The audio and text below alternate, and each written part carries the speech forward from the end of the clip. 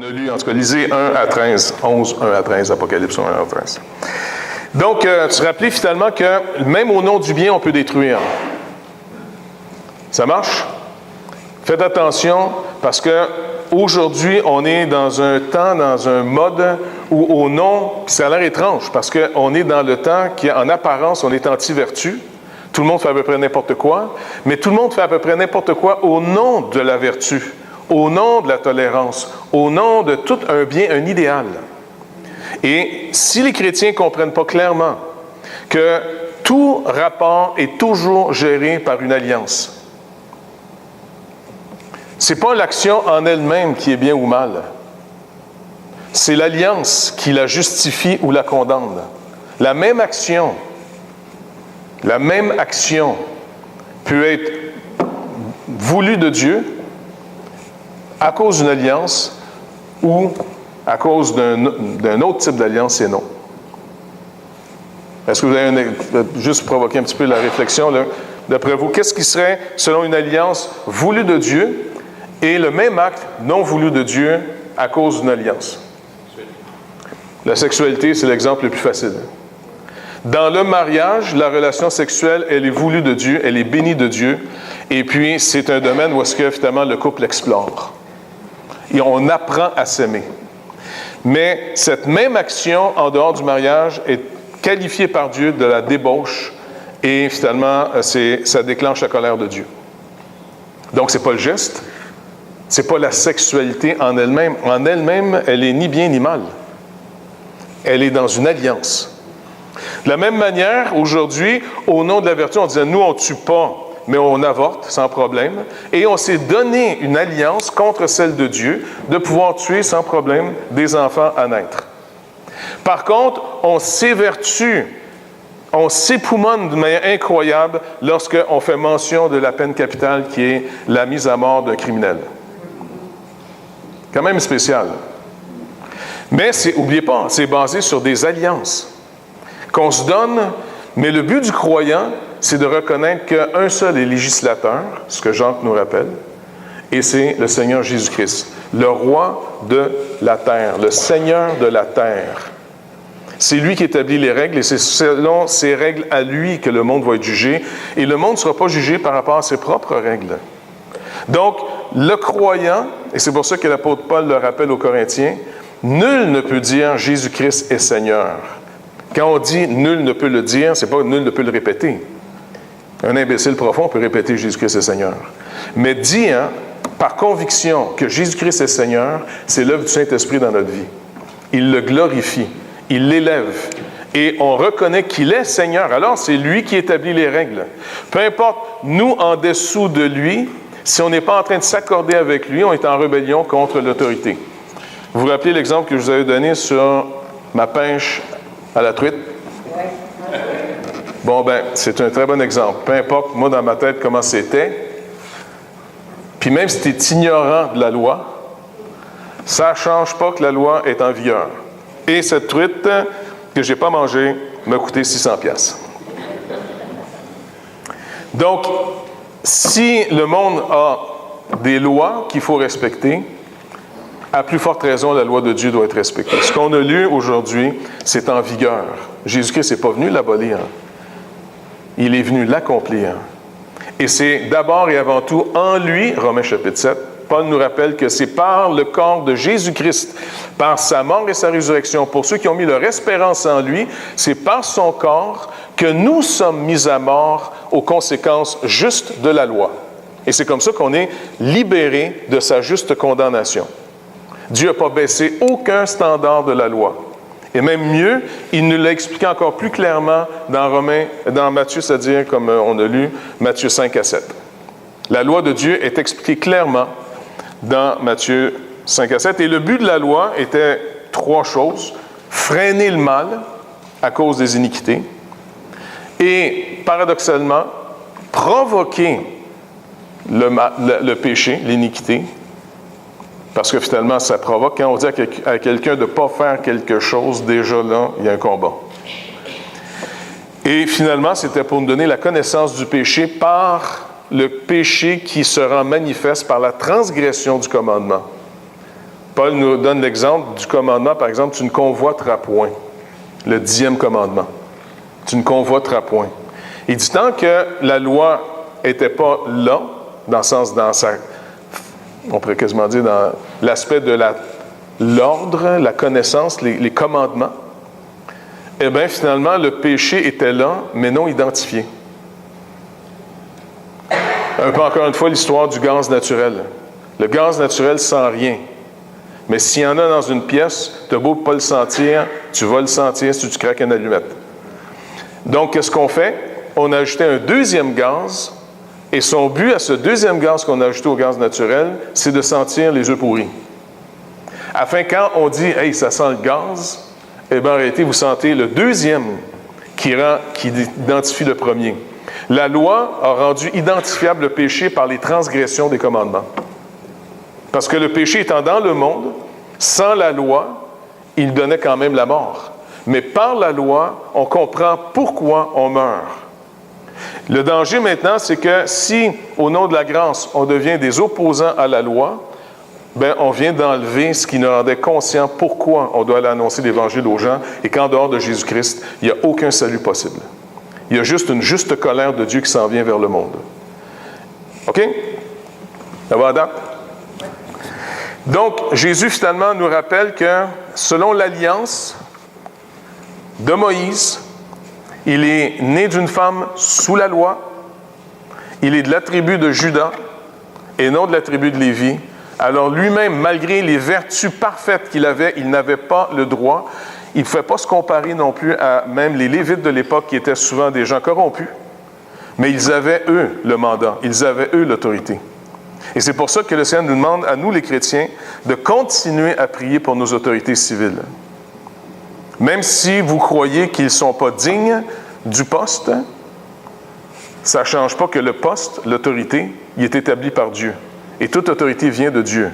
Et si l'autorité vient de Dieu, c'est que cette autorité a un mandat de nous garder dans les voies normales, naturelles de Dieu. Parce qu'il y a un aspect naturel qu'il faut respecter. Parce qu'à un moment donné, on devient tellement spirituel qu'on peut négliger l'aspect naturel. Tu sais, au nom d'être né de nouveau et spirituel, entre guillemets, ça n'empêche pas qu'on est toujours soumis à la loi de la gravité. Pas vrai?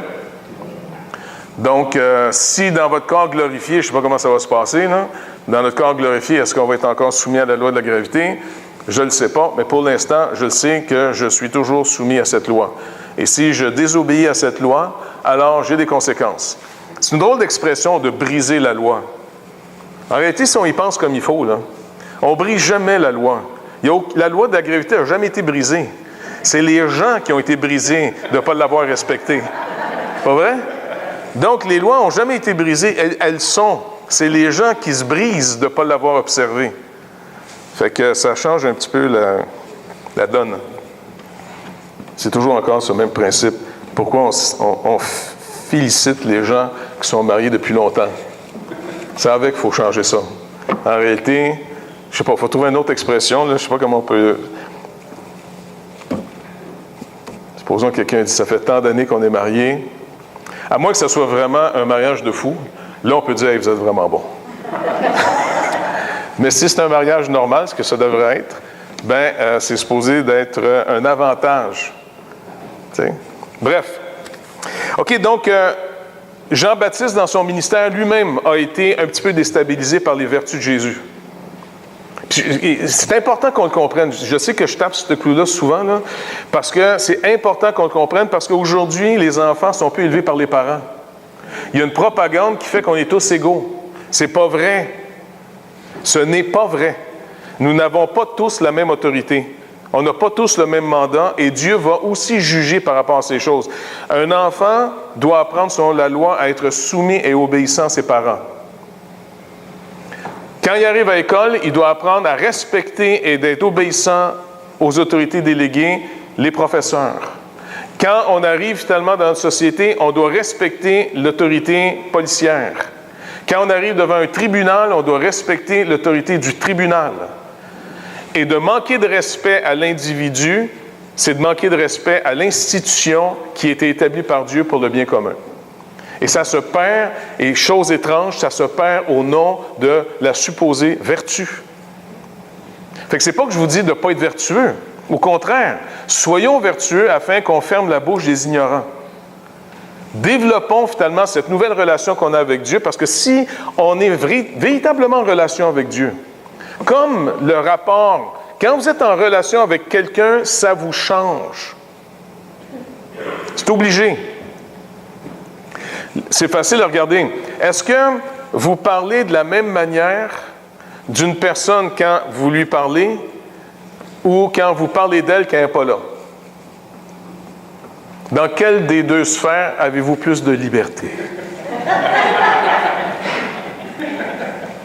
Donc, votre rire donne la réponse. Tout le monde se sent plus libre de parler pour vrai de la personne quand elle n'est pas là.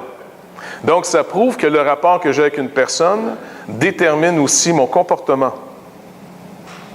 À plus forte raison avec Dieu. Job dit, j'avais entendu parler de toi. Maintenant, mon œil t'a vu. Ésaïe connaissait le Seigneur, prêchait le Seigneur.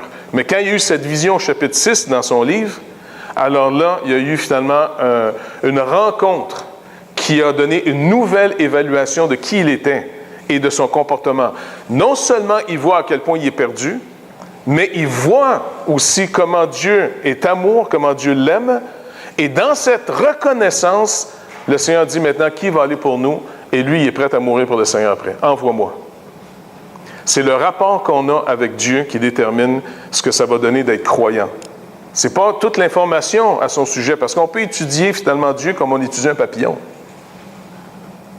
Tu sais, il y a des spécialistes de Napoléon qui, je pense, connaissent mieux Napoléon que Napoléon se connaissait.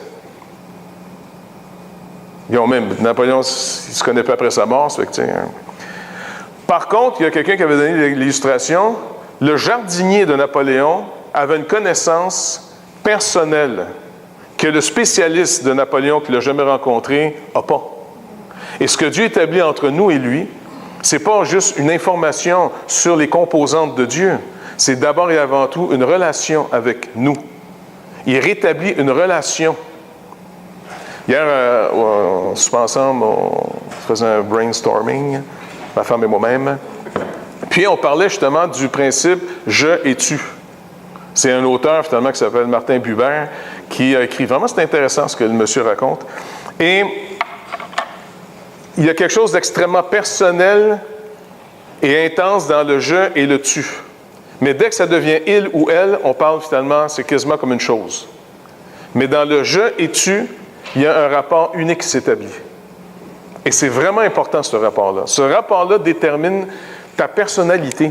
C'est quelque chose de tellement précieux parce que si vous regardez finalement la création de Dieu qu'on peut observer, celle qui est sur terre, par exemple, tu sais, on observe un peu la création de Dieu. Avez-vous remarqué que de la création, par exemple, d'une roche à un être humain, il y a une petite différence, non? C'est assez rare que vous avez un souper et vous discutez avec une roche. À moins d'avoir des problèmes. Et même si vous avez des problèmes et que vous parlez à une roche, vous lui donnez une personnalité.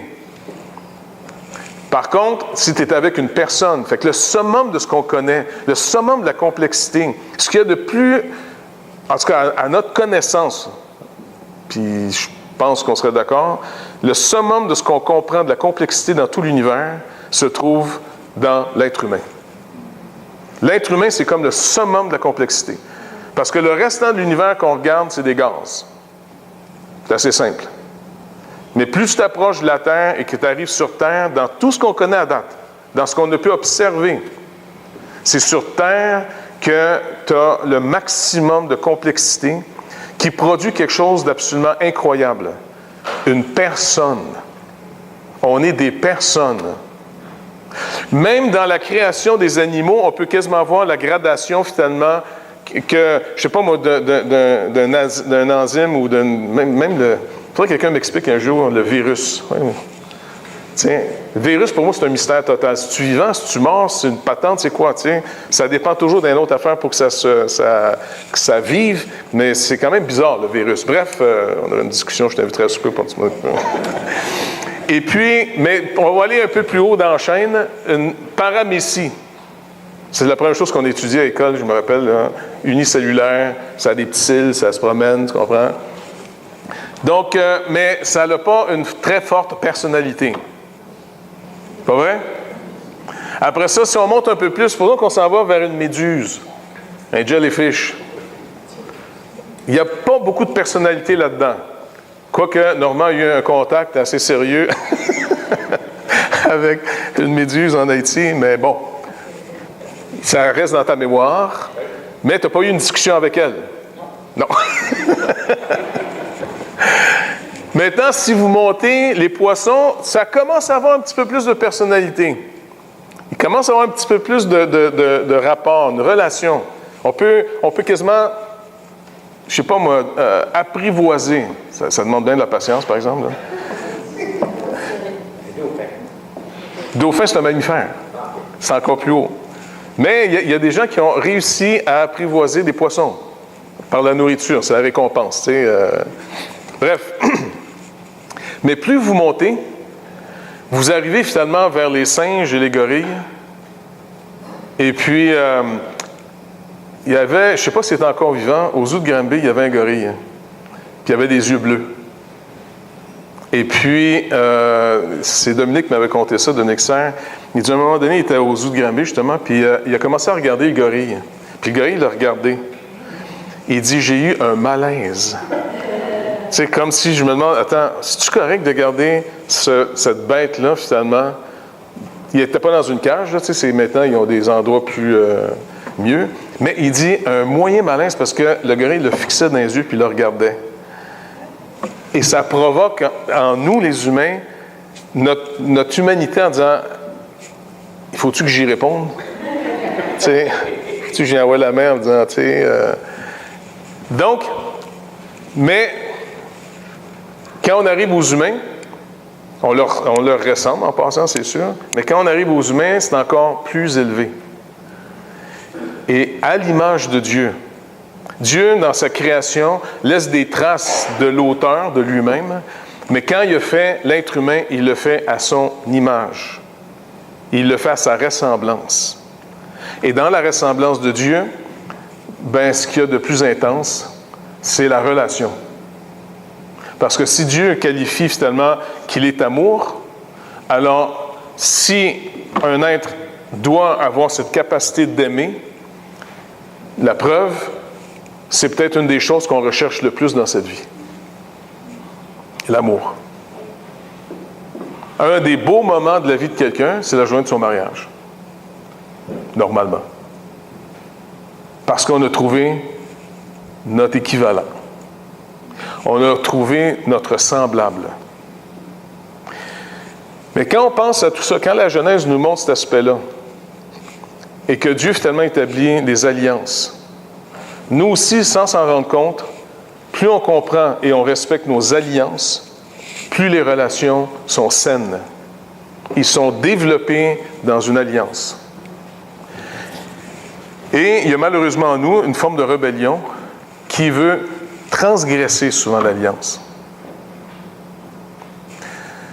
Dans le jardin, finalement, l'homme, après avoir entendu le Seigneur lui dire qu'il n'était pas bon pour lui d'être seul, il va aller nommer les animaux. Tu sais, le Seigneur fait passer les animaux devant lui et il les nomme. Il leur donne un nom. C'est une forme aussi de manière de prendre contrôle de la situation, parce que l'être humain a reçu le mandat de régner sur la création de Dieu. Donc, qu'est-ce qu'il fait? Il va établir son ordre. Il va donner des noms. Il prend autorité. Il établit finalement le règne que Dieu lui donne, mais dans la lumière de Dieu. Alors, l'homme n'est pas encore une menace pour la création. Au contraire, il est un secours pour la création. Garde et cultive. Garde et développe. Donc, on était finalement fait pour protéger et d'amener de la prospérité, développer le jardin de Dieu.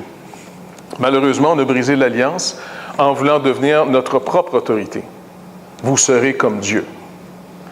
Et regardez le piège. Vous serez aussi capable, aussi vertueux aussi en possession que Dieu lui-même. Le piège de la vertu. Le nombre de rébellions, de crises, de destruction, de mise à mort au nom de la vertu. Combien de bûchers on a allumés au nom de la vertu? Combien de prisons et de goulags, finalement, on a fait au nom de la vertu d'un système? Ça a l'air étrange dans une église de dire « méfiez-vous de votre vertu ». Mais le gros d'une rébellion qui fait que souvent les églises n'atteignent pas leur but, ce n'est pas à cause de nos faiblesses. C'est à cause de notre arrogance, de notre stupidité, qui se nourrit de nos vertus les uns contre les autres. Et ça, c'est vraiment un piège très dangereux. Maintenant, quand on l'a compris, puis qu'on laisse le Seigneur mettre la lumière sur nos vies de plus en plus, et qu'on vit dans l'alliance qu'il établit, alors on comprend que la plus grande motivation qu'on peut avoir, c'est toujours l'amour. Honnêtement, là, quand tu aimes quelqu'un, et puis finalement, il n'y a rien de plus plaisant, de plus satisfaisant que de pouvoir combler la personne que tu aimes. Tu ne prends pas quand tu aimes, tu donnes quand tu aimes. Il y a une différence entre l'aspect éros, où on prend parce qu'on a besoin, et l'aspect finalement plus élevé auquel Dieu nous a commandé d'aimer, agaper. Et il y a un plaisir, honnêtement, il y a un plaisir à donner à ceux qu'on aime. Je ne sais pas si vous avez déjà eu le plaisir d'aller acheter un cadeau pour quelqu'un que vous aimez. Hein? Tu sais, que ce soit pour nos enfants, que ce soit pour nos conjoints, que ce soit pour des amis, des gens qu'on aime, et surtout quand on a trouvé quelque chose qui représente le type de relation qu'on a avec cette personne. On a hâte de le donner. À Noël, les parents ont quasiment plus de fun à regarder les enfants développer les cadeaux que l'enfant lui-même à développer le cadeau. Il est content de développer le cadeau, c'est la surprise. Mais les parents sont encore plus heureux de voir l'expression. Et j'aimerais juste nous rappeler que l'action de grâce à Dieu, le remerciement à Dieu, d'exprimer notre affection et notre reconnaissance à Dieu, est apprécié de Dieu. Paul parle que, tu sais, de tout ce qui arrive dans les églises, c'est en vue de faire monter l'action de grâce vers Dieu. Un parfum agréable au Seigneur. Et je pense que c'est Bonhoeffer qui faisait remarquer que Dieu aime donner surtout aux gens reconnaissants. Les gens qui sont reconnaissants en reçoivent plus que les gens qui sont toujours en train de demander puis de critiquer. Les gens reconnaissants, même entre nous autres, c'est quand quelqu'un est reconnaissant de ce que vous avez fait pour eux, écoute, tu as hâte de juste trouver une prochaine occasion de pouvoir, encore une fois, exprimer un amour. Aimez-vous les uns les autres comme moi je vous ai aimé. Il n'y a pas plus grand amour que de donner sa vie pour ceux qu'on aime. Ça peut aller jusqu'à mourir pour quelqu'un. Donc, cet amour-là, Dieu le verse en nous par son Esprit Saint, parce que la relation avec lui est rétablie maintenant en Christ. Et cette culture, on développe cette relation avec Dieu, va nous amener dans un ministère prophétique face au monde. Et c'est les deux témoins. C'est pour ça que Jésus dit, je ne suis pas venu abolir Moïse, la loi, et les prophètes. Les deux témoins sont là encore. Et ils sont décrits ici comme Élie, le feu, Moïse, l'eau en sang. Et c'est la suite vivante de ce qu'on est le naos dans le monde. On est le sanctuaire de Dieu. Parce que, est-ce que vous vous rappelez encore une fois quand Jésus dit « détruisez ce temple », est-ce que d'après vous, il parle du complexe ou il parle du sanctuaire? Exactement, du sanctuaire. Naos, pas du Iron. Détruisez ce sanctuaire et je le relève en 3 jours. Parlant de son corps. C'est pour ça qu'il dit à la Samaritaine, ça ne sera plus à Jérusalem, sur la montagne de Sion, ni sur la montagne de chez vous. C'est en esprit et en vérité. Maintenant, ça va être en lui, dans le sanctuaire. Mesure ceux qui sont dans le sanctuaire. Et donc, ce sanctuaire, il est vivant, et quelque chose de vivant, ça bouge. Ce n'est pas de la pierre poignée à une place, c'est un sanctuaire vivant qui se promène à la grandeur de la planète en ce moment. Et ça, c'est nous. Paul le rappelle aux Corinthiens, vous êtes le corps de Christ. Vous êtes un lieu saint. Vous êtes le lieu où l'Esprit de Dieu habite sur terre. Vous êtes l'ambassade de Dieu, les ambassadeurs de Dieu sur terre. Et c'est pour ça, comme tu le rappelais, le premier ministère de l'Église, c'est d'annoncer cette bonne nouvelle. C'est de proclamer l'Évangile à un monde qui périt. De montrer que Dieu, finalement, aime. Que quand il a donné son Fils, ce n'est pas d'abord pour juger le monde. C'est d'abord et avant tout pour que le monde soit sauvé par lui. Et il n'y aura pas d'autre moyen d'être sauvé que d'entendre d'abord cette bonne nouvelle. Donc, c'est pour ça que j'aime mieux me garder dans mon ignorance. J'aime mieux me garder dans une position que tant qu'une personne n'a pas entendu parler, elle ne peut pas croire. Et si elle ne peut pas croire, elle ne peut pas être sauvée. Vous allez dire, ah non, oui, mais... Non, parce que c'est trop facile. Quel chemin on veut choisir habituellement? Le chemin de la facilité. Le chemin qui dit, regarde, le Seigneur, tu sais, les calvinistes, on va dire, c'est pas grave, s'ils sont appelés, ils vont répondre quelque part, tu sais. Les Arméniens, écoute, Dieu est bon, il ne pourra pas les laisser tomber de même. Ils doivent sûrement en train de faire des bons choix, les gens. Tout le monde a sa théorie sur ceux qui sont pognés à quelque part. Mais il y a le jeune Flo qui s'est fait tuer dernièrement et que toute la planète va traiter sûrement d'imbécile, qui vont dire, il fait encore du génocide de culture. Tu comprends? Non, le gars, là, il est assez... Moi, là, c'est un héros, ce gars-là. C'est un héros pour moi. Lui, il s'est dit, attends, oui, je risque de mourir, mais s'ils n'entendent pas parler, ils sont en train de mourir. Et il a donné sa vie. Il s'est fait tuer, mais savez-vous quoi? Ça a envoyé un onde de choc. Que tous les charnels qui sont confortablement chez eux, qui ne veulent jamais se bouger les fesses, et puis ils ont toujours des bonnes excuses pourquoi, finalement, ils ne vont pas périr pour Christ, ils sont en train de dire « Quel imbécile! » Mais pour les autres qui sont moindrement un peu réveillés en disant hey, « Ouais, c'est vrai. Moi, là, de mon confort chez nous, il faudrait que je fasse attention parce que es-tu prête d'aller jusqu'à là, à mourir pour Christ? » Beaucoup de gens viennent à Christ pour mieux vivre. Mais l'Évangile nous dit, non, il n'y a pas de problème, je vous donne la vie pour toujours, alors soyez prêts à mourir. On ne peut plus vous l'enlever, cette vie. Donc, de toute façon, la vie en Adam va périr. Vous allez mourir. Physiquement, tout ce qui est généré d'Adam, tout ce qui est en Adam meurt. Mais tout ce qui est en Christ ne meurt plus. C'est maintenu par Christ, par sa justice, pour toujours. Maintenant, c'est supposé nous libérer d'une manière que le diable nous retenait toute notre vie, comme il est dit dans l'Épître aux Hébreux. Je pense que c'est au chapitre 2. C'est ça, chapitre 2, verset 14 peut-être. Il les retenait toute leur vie dans la crainte de la mort. Ils gardaient dans l'esclavage. Honnêtement, oui, c'est tombé. C'est-tu le Seigneur qui vous appelait? Honnêtement, est-ce que la mort, le danger de mourir, est-ce que ça freine un peu les ardeurs? Cet hiver, on repart bientôt en Haïti. Et puis, notre gouvernement, depuis 30 ans, nous dit toujours, faites attention, on ne vous conseille pas d'aller en Haïti. C'est toujours la même histoire qu'ils nous racontent sans arrêt. Maintenant, ils veulent au moins se dégager de la responsabilité. On vous a averti. OK? Mais j'aimerais juste nous rappeler une chose. C'était plus dangereux pour nous avant d'aller à Baltimore que d'aller en Haïti. Je veux juste qu'on se le rappelle, parce que je sais que les Américains n'osent pas penser que chez eux, il y a du danger. Mais à Baltimore, je me rappelle une fois, je marchais en dehors du parking. Je ne sais pas s'il y en a qui se rappellent comment c'était. Baltimore, c'est un grand centre d'achat qu'ils avaient acheté. Et puis, tu sais, on descendait, puis le grand parking, puis le centre d'achat, tout transformé en église. Maintenant, on avait monté la petite butte et on marchait sur la rue. Les policiers, finalement, tu sais, qui étaient engagés par le centre. Je dis, les gars, descendez, restez dans le parking, c'est dangereux. C'était le soir, peut-être 8-9 heures le soir.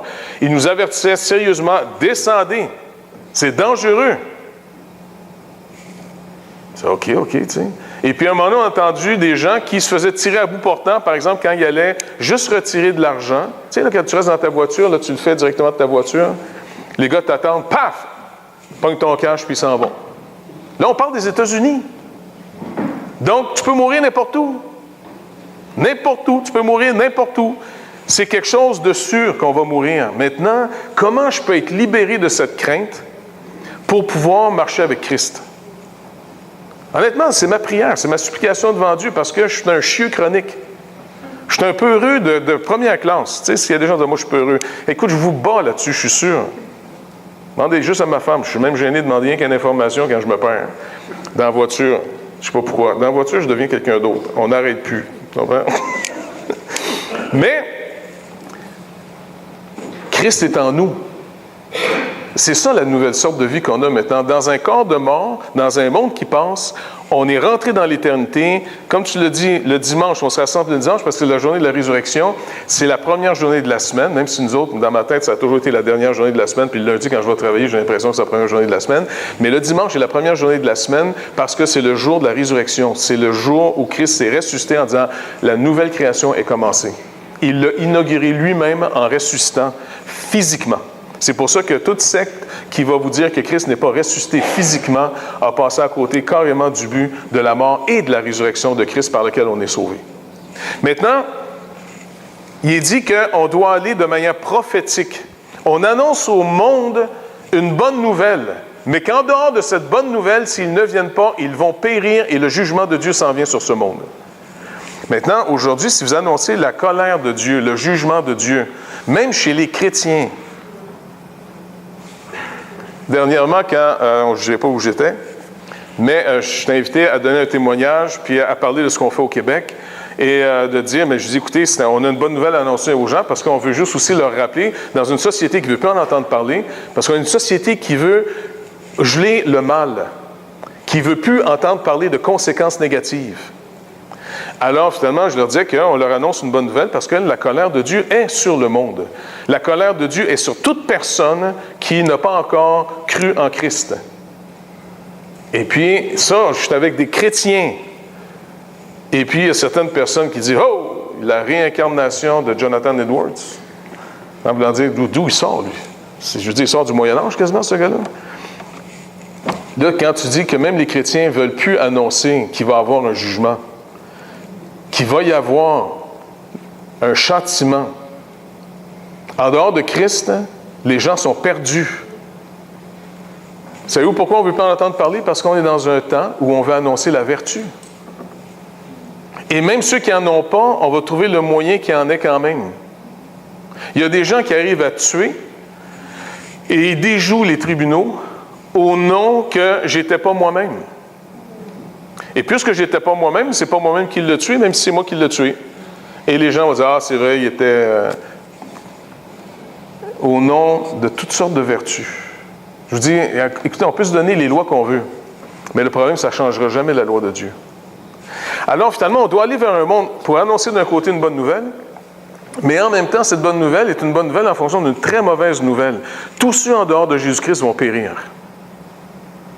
Et c'est pour ça qu'il dit que ces témoins tourmente les gens de la terre.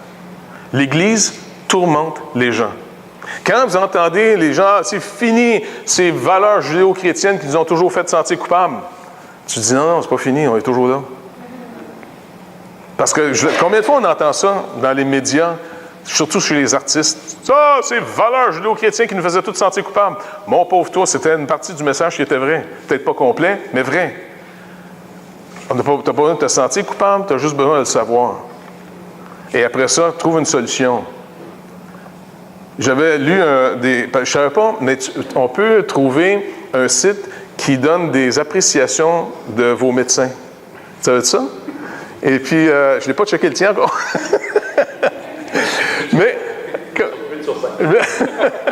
Mais j'avais checké celui de l'autre médecin que j'avais avant, là, qui était bien gentil, une très bonne madame. Et puis, il y avait des critiques solides parce qu'elle était trop sévère. Elle disait trop les problèmes des gens. Oui, mais quand tu vas voir le médecin, c'est habituellement pour savoir c'est quoi ton problème, tu comprends? Mais tu me dis, non, j'ai trop un bon cœur, je ne suis pas capable de dire ça. Non, c'est pas un vrai cancer, c'est un semblant de cancer, tu sais. Puis, non, continue à manger ce que tu veux, come on. La vie est si courte. Elle était là, elle donnait leur juste. Puis, mais j'étais vraiment crampé, j'en revenais pas en disant, attends, ils sont en train de critiquer le médecin qui trouve le problème. Dans quel monde de malade mental on est rendu? Calvin, ça n'a pas de bon sens. On est vraiment devenus des idiots de première classe.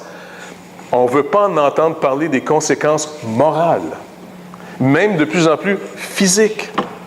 Tu dois avoir une petite pilule pour ça, pour me laisser vivre tranquille, puis la pilule va compenser. Tu sais, c'est comme de la vertu en concentré. Donne-moi une pilule que je continue à ne pas avoir de vertu dans ma vie. Pas de discipline, mais je ne veux pas de conséquences. Même je vais avoir des conséquences positives parce que je n'ai pas semé. Ben oui, bozo, c'est ça. Alors, finalement, on tourmente les habitants de la terre, et le Seigneur nous rappelle, avez-vous remarqué encore une fois ici, les effets très intéressants, c'est toujours du 42 mois, du 3 ans et demi, du 3 jours et demi, il y a du 3 et demi, et puis divisé en toutes sortes de moyens. Même le 42 mois, si vous regardez dans Nombre 33, comme on l'a vu la dernière fois, comptez le nombre de fois qu'Israël a dû lever le camp. 42 fois. Et puis, si on compte les 2 ans, puis 40 ans après ça pour retourner, vous avez 42 ans de désert. 42. Après ça, 3 ans et demi. Le ministère de Jésus est pas loin de 3 ans et demi. Et il nous dit, le maître, ben c'est le modèle. Le Seigneur, c'est notre modèle. Et on veut être comme lui. On ne peut pas être plus que lui. On va être comme lui. Et qu'est-ce qui est arrivé au Seigneur? Il a annoncé une bonne nouvelle, il a fait des miracles comme personne n'a fait.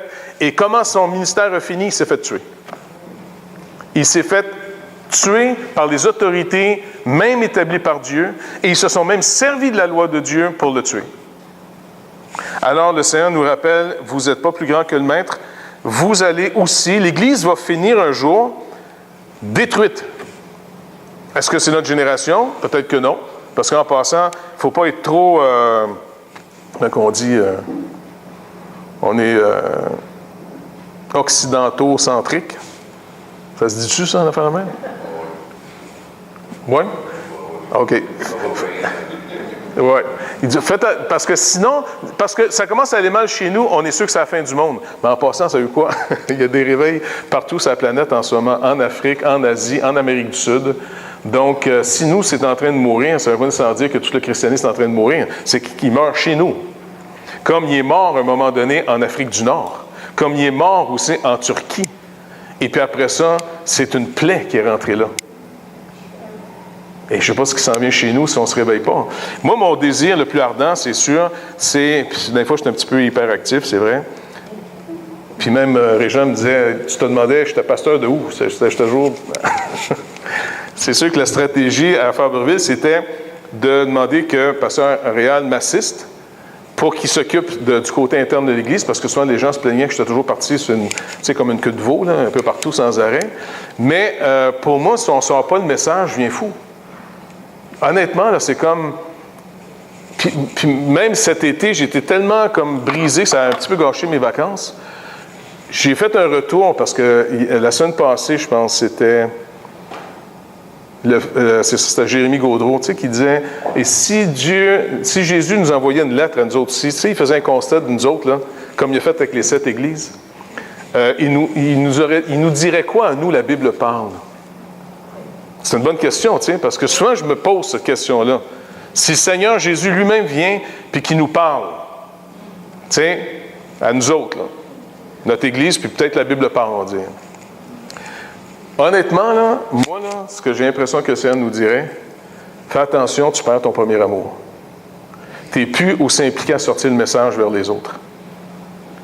Mais je suis content parce que j'ai l'impression d'avoir une petite élite ici en ce moment. Non, vraiment, je suis vraiment content. Jessinia, qui nous représente puis avec... faut que tu arrêtes de te casser les pieds pour que tu continues à y aller, c'est vrai. Et puis, par exemple, le Seigneur nous donne l'opportunité aussi à la faculté de faire la formation de disciples. Il y a des gens qui sortent l'Évangile au milieu de nous autres. On a l'opportunité aussi d'être sur 2 émissions de télévision, fait que ça sort à grandeur. Mais là, j'ai bien du courrier à répondre aussi, par contre. Là. Puis des gens à visiter en Gaspésie. Justement, Carole, il y a un des gars de Chandler là, qui nous attend là, pour aller visiter. Là, t'sais. Écoutez, on sort le message le mieux qu'on peut. Maintenant, c'est sûr que pour continuer à sortir le message, nous, là, on va penser juste à nous autres, parce qu'on est juste responsables de nous autres en ce moment ici au centre-ville, là. Approfondissons-nous dans la grâce de Dieu, enracinons-nous, parce que plus un arbre est bien enraciné, mieux il produit son fruit. Et le fruit, c'est le fruit de l'esprit. Et donc, ça commence déjà par une manifestation. Comment on s'aime les uns les autres? Comment on se reçoit les uns les autres? Comment on se pardonne les uns les autres? Comment on s'exhorte, on s'encourage, on s'instruit les uns les autres pour que notre communauté soit de plus en plus saine. Un peu comme on parlait justement à Régent, à comment on reçoit les gens. Hein? J'ai demandé à Régent en disant, si tu vois, bon ben, puis ça je demande à tout le monde, ce que vous voyez améliorer, créativement, on le partage pour voir comment on peut le faire. Parce que mieux on reçoit les gens, bien, plus les gens vont vouloir venir. Plus on prie les uns pour les autres, plus l'action de Dieu va se rendre manifeste au milieu de nous. Quand on prie pour quelqu'un, par exemple pour Mme Denise, pour votre travail, puis votre situation, en passant, ça va-tu mieux? C'est-tu pareil encore ou... C'est encore pareil, on n'a pas fini de prier de bord. Pour qu'on puisse parler après de témoignages comment le Seigneur a répondu à nos prières. Pour que le sanctuaire soit habité, qui rend manifeste sa présence au milieu de nous, puisqu'on est son sanctuaire. Et quand on s'en va annoncer l'Évangile aux gens, on donne le message de l'Évangile, mais en même temps, les gens vont souvent nous demander « Attends, c'est pourquoi je devrais te faire confiance? » J'ai plein de gens qui ont cogné à ma porte et m'annoncer qu'il y avait eux autres toute la vérité. Tout le monde a la vérité. Pourquoi ce serait toi qui aurais la vérité? Pas vrai? Eh bien, si vous n'avez pas un témoignage vécu, si vous n'avez pas juste l'information sur Dieu, je et il, c'est encore une chose quasiment le il. Mais c'est-tu une relation je et tu? Et que dans cette relation, voici ce que ça a fait dans ma vie, autour de moi, et de où ça m'a trouvé et où c'est en train de m'amener. Et c'est sûr que pour certains, ça va être une très bonne nouvelle. Mais en passant, plus votre témoignage de vie va être vécu, plus il va se passer des choses, des preuves, en d'autres mots, que vous allez avoir, eh bien, vous allez fortifier la foi de ceux qui viennent à Christ et vous allez inévitablement monter l'anxiété de ceux qui veulent repousser Christ. C'est vraiment intéressant de voir qu'à toutes les fois, quand je parle un peu de l'Évangile, je dis « Ah oui, t'es là-dedans, ouais, on va dire, tiens, puis tiens. » Fait que tout le monde se veut spirituel en passant. Je ne sais pas si c'est une nouvelle mode, là, mais ils sont tous spirituels, mais pas de définition du Dieu en question. Il ne va pas entendre parler d'un vrai Dieu, tu sais, c'est comme... Okay. Fait que moi, je disais non, moi, je pense que c'est un vrai Dieu. Je dis, entre une roche et une personne, je pense qu'une personne, c'est plus intéressant qu'une roche. À moins que ce soit un diamant, là, puis tu achètes des choses pour les personnes. Mais une roche, là, tu ne peux pas en discussion, tu ne peux pas souper avec une roche. Mais tu peux souper avec quelqu'un. Si je suis une personne, à plus forte raison, la spiritualité doit trouver une personne. Ça ne se fait pas que c'est juste un nuage flou qui fait que quand tu y atteins à ce flou-là, tu deviens flou. Le but, là, c'est de ne plus être toi, puis c'est d'être flou.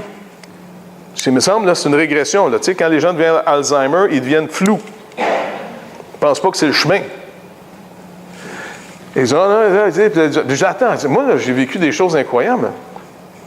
Et d'avoir marché avec Dieu dans des situations où est-ce que tu sors de ta zone de confort. Parce qu'oubliez pas une chose, il y a un danger de rester sécurisé, c'est que vous vous stérilisez de toute occasion de connaître quelque chose de plus que ce que vous protégez.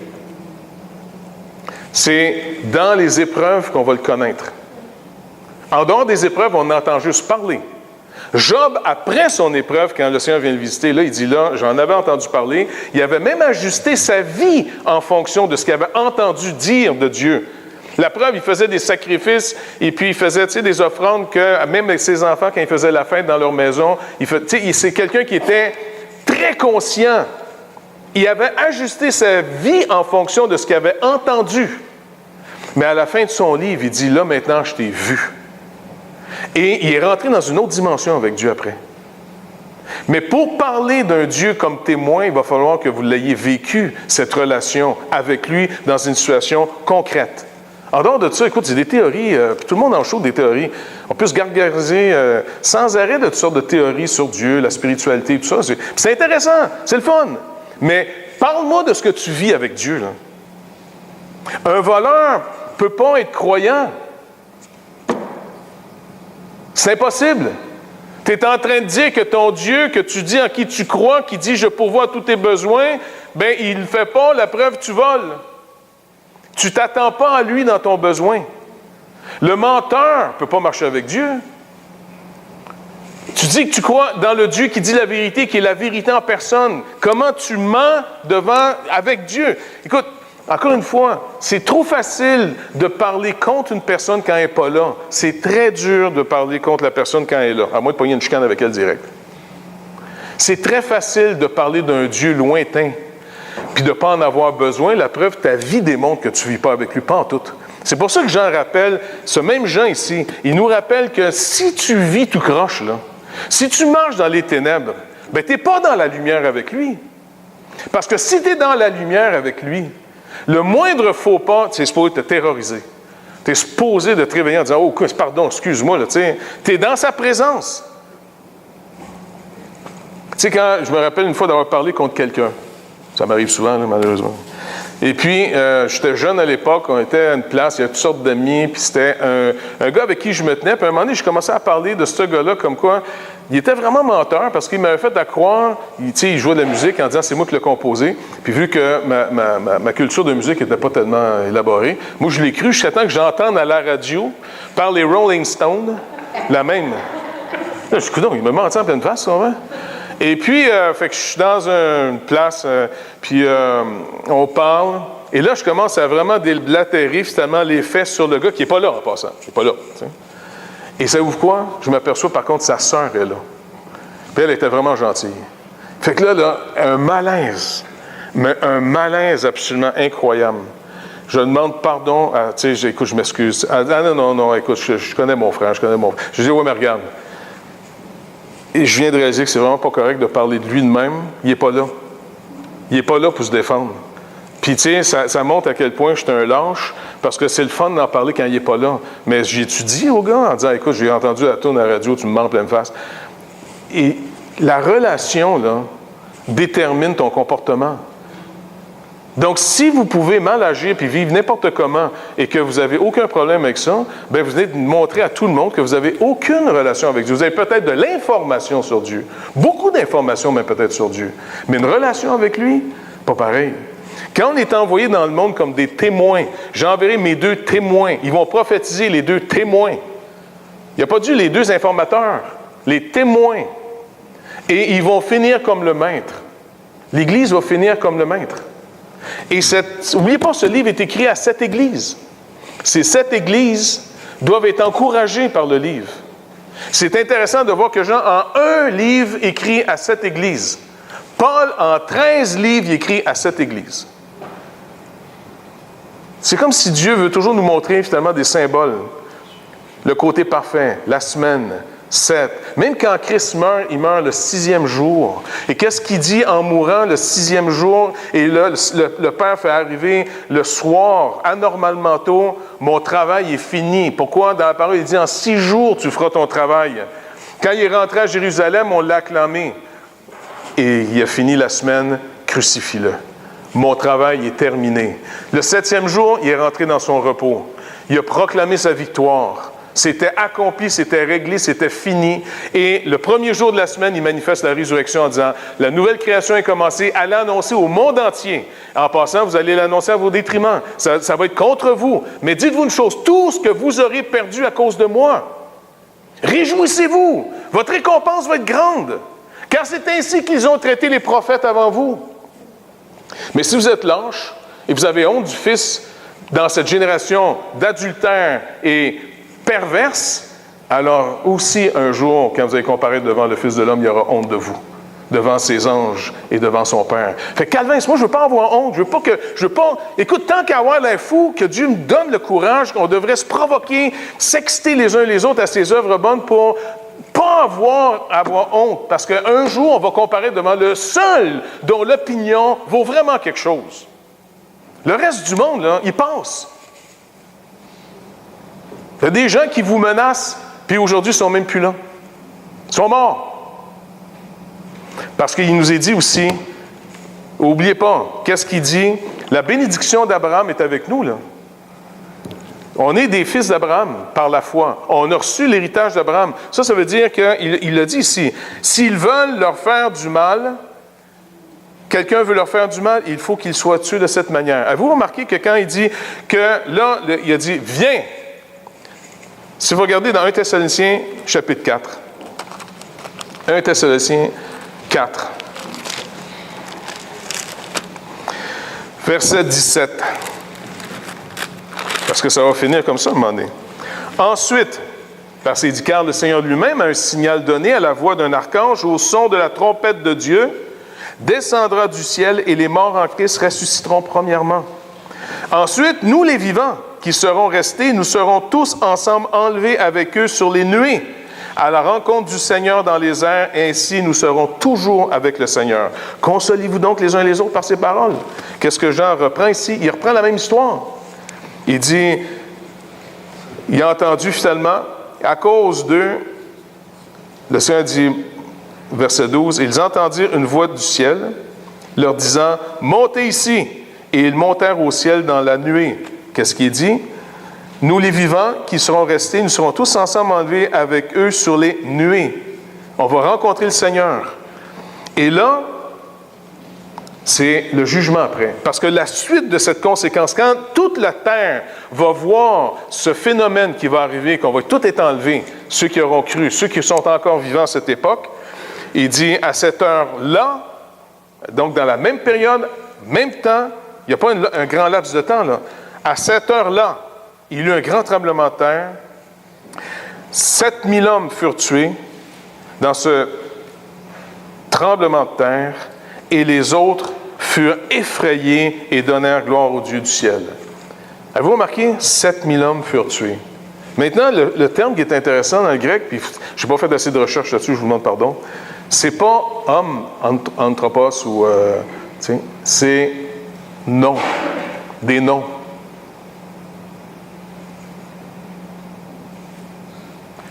Je vous laisse ça, vous fouillerez, voir, c'est des noms. OK? 7000 noms de personnes, en d'autres mots. Mais 7000, ça dit quoi, 7000? 7000 hommes, 7000 personnes, 7000 noms. 7000 mis à part. Où, quand, comment? Ceux qui n'avaient pas fléchi les genoux devant l'idole, devant Baal. Et que Paul rappelle, entre autres, dans l'Épître aux Romains, en disant, rappelez-vous, il s'était réservé 7000 hommes. Dieu s'est réservé 7000 hommes qui n'ont pas fléchi le genou devant Baal. Maintenant, qu'est-ce qui est dit? Si on veut leur faire du mal, il faut qu'ils meurent de la même manière. Et donc, ici, la manière que ces gens-là vont mourir, 7000 personnes représentent le nombre, entre guillemets, c'est un nombre symbolique, là. C'est un nombre qui figure les 7000 mis à part. Le reste que Dieu se garde sans arrêt. Si vous les tuez, 7000 personnes meurent. Ça, c'est un chiffre qui est symbolique encore. Ce n'est pas juste 7000 personnes, là. Mais Jean prend le 7000. Écoutez, je vais finir avec ça. Tout ce qui va vous arriver, si les gens vous font du bien, la parole est en vigueur. Si on vous fait du bien, Dieu va leur faire du bien. Si on vous fait du mal, le Seigneur va les traiter sérieusement selon votre statut. Et ça, j'y crois. Vraiment, j'y crois à ça. Je l'ai vu souvent arriver. Souvent. Puis même quand on venait de Québec, on se rappelait finalement, c'est lui-même à mort, qui n'est pas vraiment le gars là-dedans, là, mais il dit, c'est quand même incroyable. Tous ceux qui ont attaqué la faculté, tous ceux qui nous ont fait du trouble, ils sont tous en ce moment hors circuit et ça a tout mal tourné pour ces gens-là. Toute la gang. Les gens ne peuvent pas vous faire n'importe quoi. C'est pour ça qu'ensemble, traitons-nous bien les uns les autres. Parce que si on se met à attaquer le corps de Christ, le Seigneur est très sévère. Paul va même dire, si quelqu'un veut détruire le temple, ça c'est vous, c'est moi. Il dit, Dieu va le détruire. Ici, ils sont détruits. 7000 pour représenter un symbole de les 7000 gens que Dieu avait mis à part. Dieu travaille toujours avec son reste. On est le reste. Mais on peut vraiment vivre en fonction de faire bien notre travail. Encore une fois, témoin, pas juste connaissant, témoin, pour aller annoncer une bonne nouvelle. Et, comme on va finir avec le repas du Seigneur, si le Seigneur permet, il nous donne le courage et qu'on marche avec lui. Si jamais notre vie finit mort à cause de lui, vous avez finalement plus que vous pensez imaginer. Pas obligé, dans le sens, on peut mourir tranquillement, paisiblement chez nous, ce qui serait très agréable, en passant, c'est bien mon affaire. Mais, s'il faut, regarde, on repart en Haïti encore cet hiver. On ne sait pas dans quelles conditions on s'en vient. C'est pour ça que j'essaie de rappeler à tout le monde, s'il vous plaît, c'est pas un camp un camp de vacances, là. C'est une mission. En passant, c'est toujours une mission ce qu'on fait. Mais il y a des missions un peu plus risquées que d'autres. Mais contrairement à Mission Impossible, le Seigneur nous dit, lui, il va toujours réussir et il ne nous abandonnera pas si on est démasqué. Contrairement au gouvernement lâche de Mission Impossible. Notre Dieu ne nous abandonnera jamais. Jamais, jamais. Et il faut s'encourager dans cette sens. Sinon, notre vie chrétienne peut être complètement stérile, inutile, sel sans saveur, lumière en dessous de la table, complètement inutile. Ou bien on s'organise pour qu'on soit utile, avec le temps qui nous reste, avec les moyens qu'on a. C'est le but. Qu'est-ce que vous en pensez? On prend la communion?